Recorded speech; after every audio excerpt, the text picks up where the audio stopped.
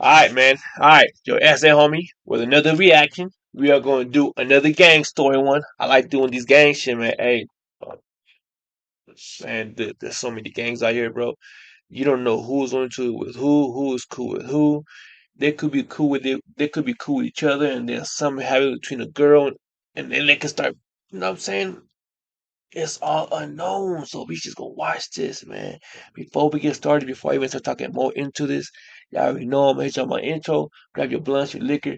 We gonna get something to eat real quick. Go get that plate. Come back, chill with me, and watch this reaction, man. So hold up, chill, subscribe. Don't go nowhere.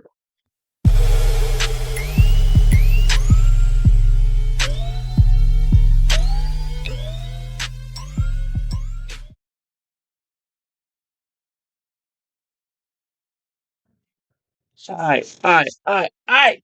We're gonna do the story of Latin counts and Latin kings. Man, these East Coast gangs, they have some crazy names, bro. What is it called? The Saint Disciples, Saint, what is the other ones? We got the, damn the names. Uh, I forgot the names, bro. Saint Disciple, yeah. Man, there's so many goddamn I remember, but yeah, they got these weird ass names, bro. The Mickey Cobras, all that shit, bro. So yeah, just post up, chill. Let's watch this, man. Let's see what they gotta say about these people, bro. Let's go. Oh yeah, subscribe to Is the a channel. member of the People Alright, Nation man, just Alliance. making sure. The gang was founded in 1955 by Mexican youth who lived in the Pilsen neighborhood of Chicago. The original gang Oh, this is members were all Chicago. related to one another. They named their gang the Texans in homage to the state they originally lived in. The name was changed 2 Oh shit, years they later came from to Sons of Texas. Mexico City to better reflect their ethnic heritage. The name was changed again in 1959 to Latin Counts, inspired by the Polish Counts gang that operated in the nearby Back of the Yards community. During the The yards. 1960s, the Counts came into conflict. I hear that a lot. I hear that a lot. Every time it has to do with the Chicago gang, Latino Chicago gangs. Back of the yards is a name that always pops up. And then of course Little Village. You know what I mean? Little Village. I think that's a Latin King stronghold. But yeah, those always pop up, bro. With other gangs in the Pilsen area such as the Latin Kings, the Satan Disciples, and Ambrose. In 1970, a faction broke off from the gang to be named the Bishops, who retained good relations with the Counts due to their sharing of the same bloodlines. Their alliance, known as the Bishop Count Nation, would falter in the 1990s. The Latin Count's symbol consists of a depiction of Count Dracula, a knight's helmet, and a sword with 5 slashes above it. The helmet was inspired by the image on the Knight brand matchbox. Their colors are black and red. The Latin Counts gang operates in the Chicago area, including the Pilsen, South Deering, McKinley Park, South Chicago, and Cicero communities. Its territory has expanded to include Southwest Detroit, Michigan, and the suburbs of Lincoln Park and Ecorse. Gang members have also been involved in selling stolen weapons, assaults, and murders. Isidro Garza led the gang while incarcerated in the Michigan Department of Corrections, where he was already serving 25 to 50 years for a 1993 gang-related homicide. He was sentenced in federal court to an additional 10 years in prison. In June 2017, gang leader Victor Vasquez was sentenced to 30 years in prison for violating the Racketeer Influenced and Corrupt Organizations Act. Benjamin Badel, the gang's Minister of Information who disseminated Garza's instructions to lower-ranking gang members, pleaded guilty to racketeering charges on January 29, 2018, and faced 10 years in prison. In 1978, the Counts were invited to join the People Nation, a gang alliance formed in the Pontiac Correctional Center. This enabled the Counts to enter a truce with the allied Latin Kings, but street-level conflict continued between the two gangs until the 1980s. Starting in 1980, the Counts began to expand their operations to the South Chicago and South Deering neighborhoods, and in the mid-1980s they expanded to Cicero, Illinois, and Southwest Detroit. In 1991, a full-scale shooting war erupted with the Latin Kings over turf in Cicero that pitted all Counts and Kings against each other nationwide. The Almighty Latin King and Queen Nation is one of the largest Caribbean and Latino street and prison gangs worldwide. The gang was founded by Puerto Ricans in Chicago, Illinois, in 1954. The Latin Kings were founded in the Humboldt Park area of Chicago in 1954 by Ramon Santos as the Imperials, a Puerto Rican progress movement with the goal of overcoming. Yeah, that must be yeah, that part too, humble part. I think that's like the gang meeting for the Land Kings where they have the little monthly meetings and shit where they talk about gang shit, you know what I'm saying? So Humboldt Park. Racial discrimination. Man, what's on my eye, man? With What's the in my Latino eyeball? community facing constant violence from Greek and Italian greaser gangs, the Imperials merged with various other Puerto Rican and Mexican street gangs to form the Latin Kings. They would later, however, devolve into a criminal enterprise operating throughout the United States. There are two umbrella factions, the King Motherland Chicago, KMC, also known as King Manifesto and Constitution, and Bloodline, formed in New York City in 1986. All members of the gang identify themselves as Latin Kings. Latin Kings associating with the Motherland faction also identify themselves as Almighty Latin King Nation. They make up more than 160 structured chapters operating in 158 cities and 31 states. The membership in Chicago is estimated to be. I ain't gonna lie to you, bro. Latin Kings is big, boy. Man, they huge. So many states, countries, man. Wearing black and gold. That's a big organization, bro. I'm not even gonna say gang. That's a big organization or a family, whatever they want to call themselves. But man, that's huge, man.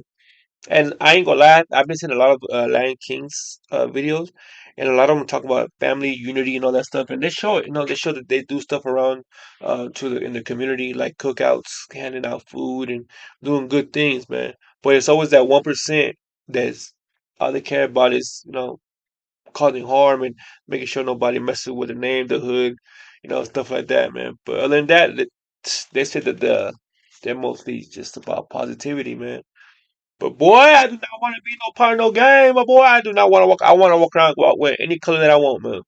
Even though you're not involved in anything, you still can't walk around in no game, bro. Cause shit, any color you wear, you belong to somewhere. I might wear mine. You wear pink and white, man. I ain't affiliated, bro. Leave me alone, man. Leave me alone, bro. I ain't wearing none of that, bro. I got pink on, man. Unless the alphabet's coming. Hey, you can't be wearing that around us. You know what I'm saying? Like, boy. She can't wear nothing out there. Might walk around, goddamn boxers, white boxers on, bro. Not even that. The Nazis might let you can't wear white around us, bro. They might walk around naked and get back to Adam and Eve ages. You know what I mean? 20,000 to 35,000. The Chicago faction of the Latin Kings is recognized as one of the largest Hispanic street gangs in the United States after the Serenos and Norteños, as well as MS-13 and the 18th Street Gang, and one of the largest street gangs based in Chicago. Their greatest membership is within the United States. In the city of Chicago alone, the gang has more than 25,000 members. The Latin Kings have also organized chapters in numerous states and several Latin American and European countries. The Latin Count's main criminal activity involves drug activity and racketeering. Luis Felipe, also known as King Blood, is a Cuban-American former gang leader and is the founder of the New York chapter of the Latin King Street Gang. Born in Havana, Cuba, Felipe came to the United States in the Mariel boat lift in 1980. 6 years later, in 1986, after fleeing Chicago, he founded the New York chapter of the Latin Kings. In 1995, he was convicted of ordering multiple murders from prison by writing to members of the Latin Kings on the outside. Judge John S. Martin Jr. sentenced him to life imprisonment plus 45 years. Furthermore, the judge added extraordinary conditions, surprising even prosecutors. Judge Martin said Felipe must serve the sentence in solitary confinement. He forbade him to write or be visited by anyone except his lawyer and close relatives, of whom Felipe has none. Finally, the judge said that he himself, rather than the federal Y'all still here? Y'all still watching? That's what I'm talking about. Hey, much love, much respect, man. Hey, you subscribe to the channel? Thank you. You're not subscribed? Take this chance. Hit that subscribe button for me one time. Let's get that 1K going, baby. Show your exes some love, man. Once again. Control the case. However, the appellate court recognized that federal statutes generally allow only the Attorney General, through the Bureau of Prisons. God damn.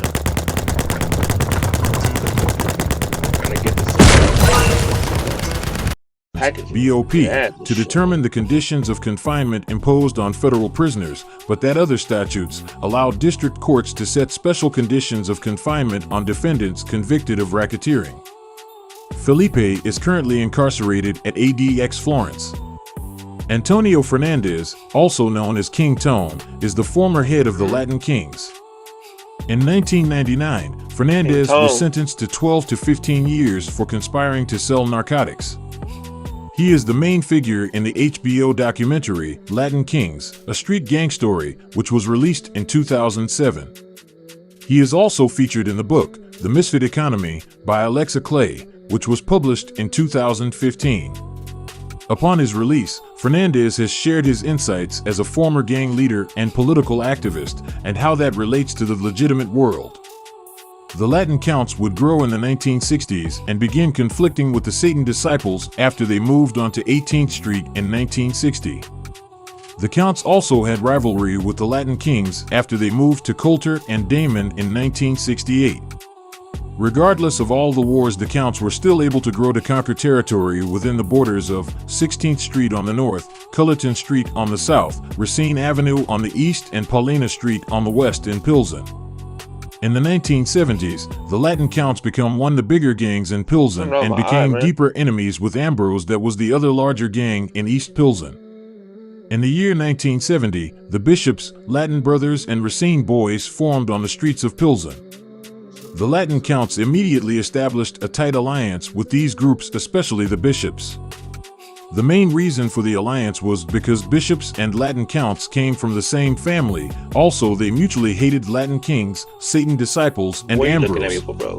The Latin counts and Bishop alliance was called the BCN, or Bishop Count Nation. Later, there would be the LLBCN that included the Laughlin Lovers that formed later. The Latin counts opened territory in 1975 in the Lawndale Gardens projects located at 25th and California in the Marshall Square neighborhood. This section would last until about 1985 as counts here battled Latin Kings and Satan disciples viciously. The Latin counts became a heavily red Kings, and this section would last viciously 1985 in the Marshall Square neighborhood. That's him in the blue one. This section would last until about 1985 as counts here battled Latin Kings and Satan disciples viciously. The Latin counts became a heavily recognized organization by 1978 and were invited to join the Nation of the People's Alliance that was created in Pontiac Prison. This alliance drew up a truce with longtime enemies, the Latin Kings, and brought a relationship with North Side gangs and black gangs. Even though the People Nation was put in place in prison.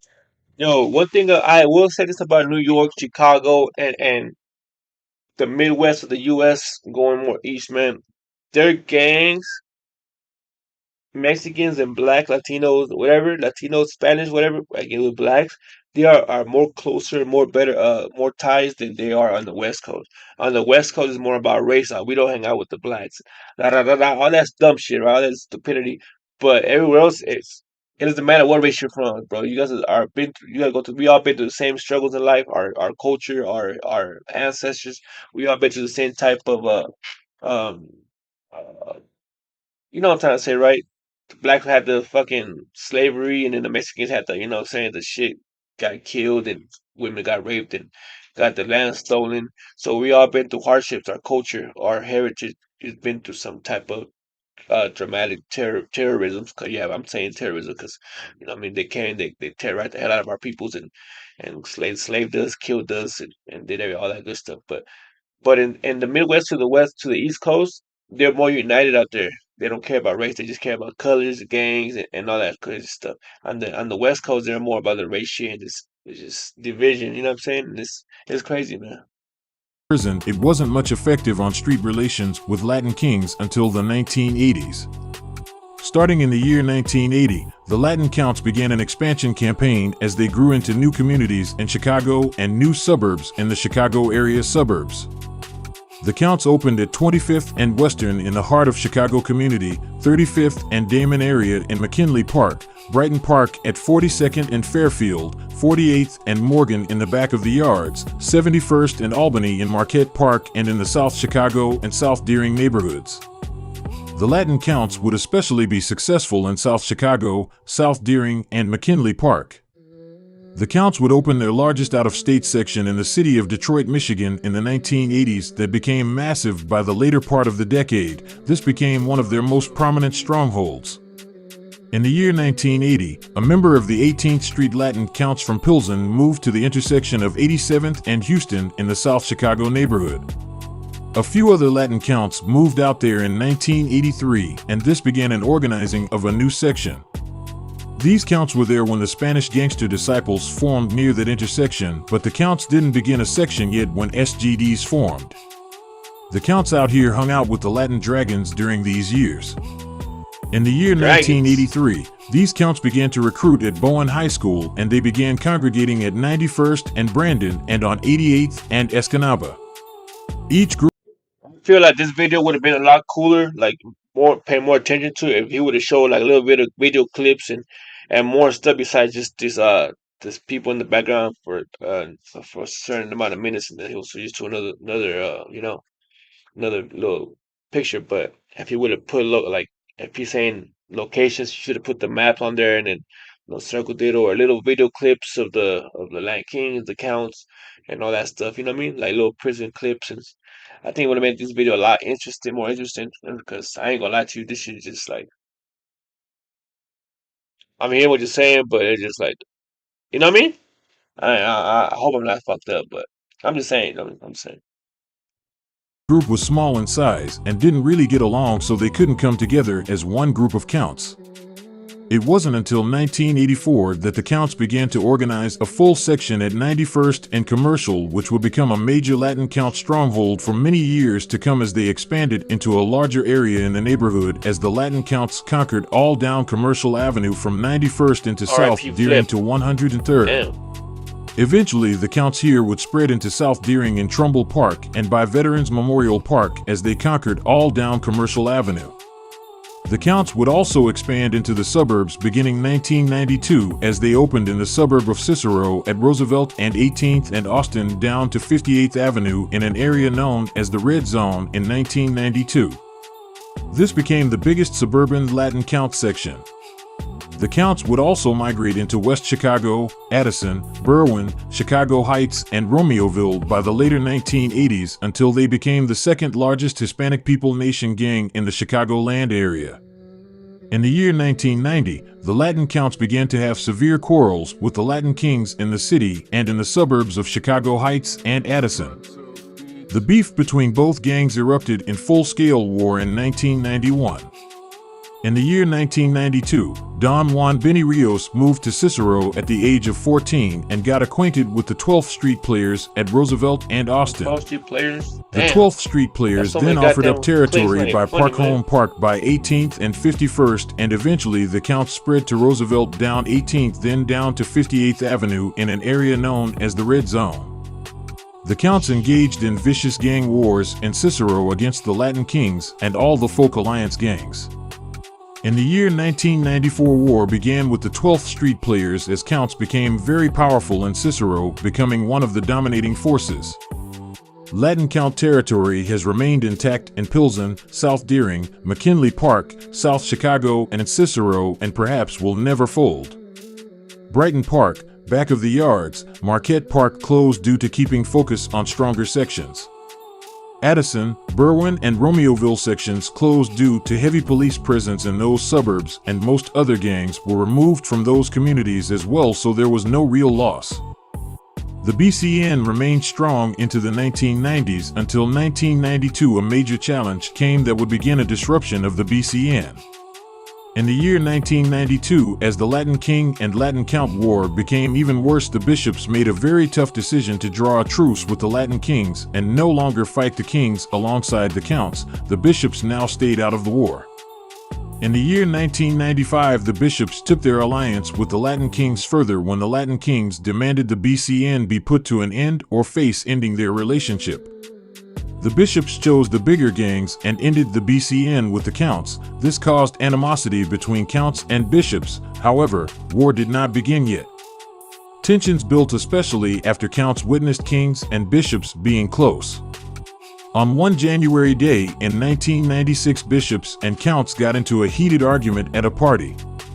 He bishops would not calm down after the altercation, and later that night one of the bishops strolled to the outside of the Latin Count gang member's home and shouted disrespectful things about the Latin Counts, then started shooting at the house, but did not hit his intended target. Instead, he shot the gang member's girlfriend in the chest. She died instantly.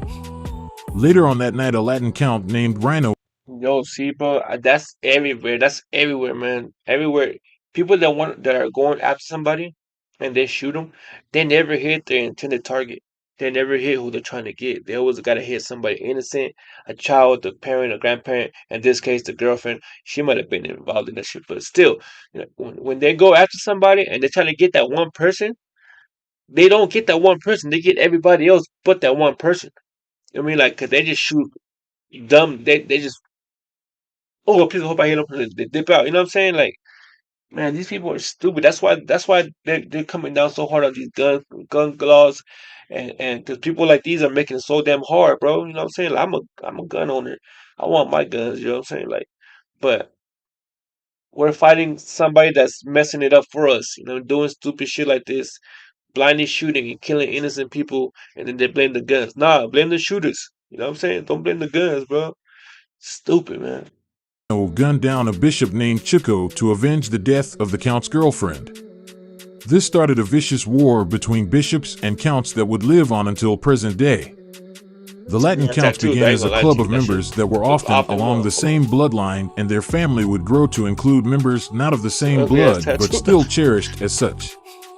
This strong brotherhood has made the Latin Counts thrive for many That's a long years ass as one of bill. the oldest street gangs in Chicago history, giving them a strong heritage. That's a long ass The bill to have brotherhood and one, sense of strong pride has two, been passed down through three the turns, three generations. curves. Family and close friends started the original Latin Counts, which these days are known as Senior Counts, younger branches from the early 60s until today still exist. From the Senior Counts, Latin Counts, Junior Counts, Little Latin Counts, and Pee-wee Counts to what is now known as the Almighty Insane Latin Count Nation. Yeah, bro, that's Yo, I cannot it's believe these crazy, shorts man. with They crab have so legs are many 2 for damn $24. cliques out there in the world, so many gang names. You don't know who's who, and you can't even keep up with them. Man. That's how many they are, bro. But like I'm saying, they're all the same. Everywhere you go, it's the same thing, man. They just hate certain people for whatever reason. One altercation, it comes into a like a death match. It's I'm gonna kill you, you kill me. My people gonna kill your people, you kill. But my, it's just dumb all the way around. It's the same all around the world. Not even all around the world. Only in the U.S. Only here in America, dog. Only here in the DSA because, man, here in the DSA, bro, we're dumb. In other countries, you don't see these people. They got gangs in other countries. They got guns in other countries, but you don't see them doing dumb shit, killing people that they're not supposed to kill, shooting everybody because other countries don't even have guns like that. They're really strict on guns, and they go who after they're going to get, man. And it's not as violent as it is here in the DSA, bro. So, man, hopefully they start learning and they grow out of this shit, bro. But it ain't gonna happen, man. The DSA is nothing but racist, murderers, dumbass kids, and it's just we're never gonna learn until it's all over, bro. But that's just my opinion. You know what I mean? But anyways, let me know what you guys think about this video, the reaction. Hope you guys enjoyed this shit, man. I like to speak my opinion, my personal opinion, and I ain't the normal damn. You know what I mean? I cuss. You know what I'm saying? But yeah, because I appreciate this shit, hit that like. That dislike is cool with me as long as you interact with the channel. Hit the notification. Let me know what I should react to next. And man, go ahead and follow your boy, man. Subscribe to the channel, man. Show me some love, baby. I'm cold over here trying to warm me up. Give me that love, baby. Nah, you good shot, man. But yeah, for real, hit the subscribe button for me one time, man. Let's keep the channel growing. And let me know what I should react to next, man. Until then, follow my Instagram, my TikTok, all that good shit, bro. It's your homie that I say.